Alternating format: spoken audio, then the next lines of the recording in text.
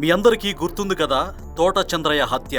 గొంతుపై కత్తిపెట్టి జై జగన్ అంటే వదిలేస్తామని వైసీపీ రౌడీలు బెదిరించినా జై చంద్రబాబు అనడంతో కిరాతకంగా గొంతు కోసి చంపేశారు. ఇది జగన్ హయాంలో మనసులను బాధించే ఒక భావోద్వేగానికి గురిచేసిన సంఘటన. అయితే కూటమి అధికారంలోకి వచ్చిన అనంతరం ఆ కుటుంబానికి ఏదో ఒకటి చేయాలని, అతని కొడుక్కి జూనియర్ అసిస్టెంట్ ఉద్యోగం ఇద్దామని చంద్రబాబు నిర్ణయించుకున్నారు. ఆ నిర్ణయానికి తగినట్లుగా బిల్లు పెట్టి పాస్ చేస్తున్న సమయంలో మండలిలో వైసీపీకి బలం ఉండటం వల్ల బిల్ పాస్ అవ్వకుండా అడ్డుకున్నాడు జగన్. గతంలో వేల ఉద్యోగాలను అనధికారికంగా రెడ్లకు ఇచ్చుకున్న జగన్ పాపం బీసీ బాధిత కుటుంబానికి చెందిన వ్యక్తికి ఉద్యోగం ఇస్తుంటే తట్టుకోలేకపోయాడు. మండలి చైర్మన్ మోషేన్ రాజు బొత్సతో కలిసి కుట్ర పన్ని మండలిని నిరవధికంగా వాయిదా వేయించారు. తోట చంద్రయ్య బీసీ సామాజిక వర్గానికి చెందిన ఒక మంచి నాయకుడు.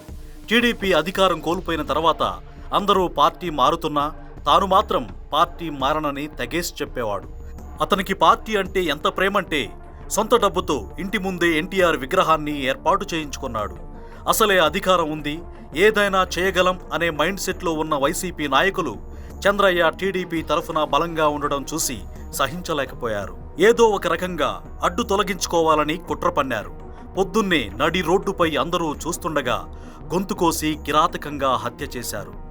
ఇక్కడ హత్య చేసేదాకా వచ్చిందంటే చంద్రయ్య కూడా రౌడీనో ఫ్యాక్షనిస్టో అనుకుంటున్నారేమో. అతను కనీసం ఒకరిని చెయ్యెత్తి కొట్టిన దాఖలాలు కూడా లేవు. అంత వివాదరహితుడు, సౌమ్యుడు. అలాంటి వ్యక్తిని హత్య చేసే సమయంలో గొంతుపై కత్తిపెట్టి నీకు చివరగా ఇస్తున్న అవకాశం జై జగన్ అంటే వదిలేస్తామని అనగా జై టీడీపీ అని ప్రాణాలు వదిలేశాడు. అతను బీసీ పేద కుటుంబానికి చెందిన వ్యక్తి కాబట్టి ఆ కుటుంబాన్ని ఆదుకోవడానికి ఒక ఉద్యోగాన్ని ఇవ్వాలని నాడు చంద్రబాబు సంకల్పించారు. ఉద్యోగం వస్తుందనే ఆశతో ఉన్న ఆ కుటుంబానికి ఈరోజు జగన్ రూపంలో నిరాశే మిగిలింది.